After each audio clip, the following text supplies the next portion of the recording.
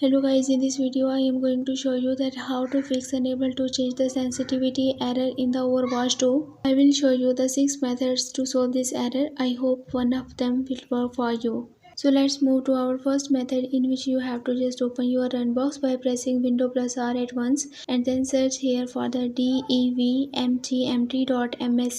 and then press OK. So basically you have to just update your graphic card drivers. For this, just click on the display adapter and expand this option. Then right click on your graphic card that you are using in your PC or laptop and then click on the update driver. And then click on the search automatically for drivers and it will start for searching the driver. After completing this process, you can see that the best driver for your device is already installed. So if you have not installed, you have to just install it.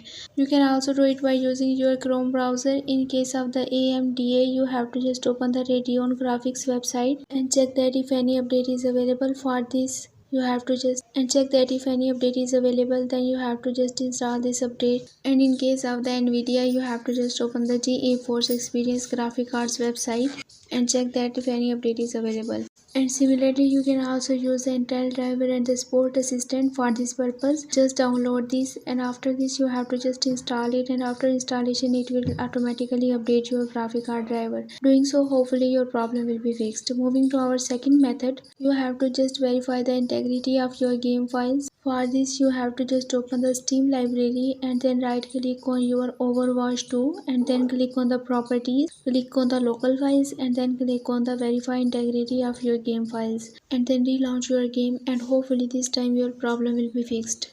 Moving to our third method, you have to just update your game. After updating your Overwatch 2, hopefully your problem will be fixed. Now moving to our next method, you have to just change the sensitivity error through your Overwatch 2. In the menu, you have to just click on the video and then select the sensitivity section. Then change your sensitivity according to your requirements. After this, hopefully your problem will be fixed.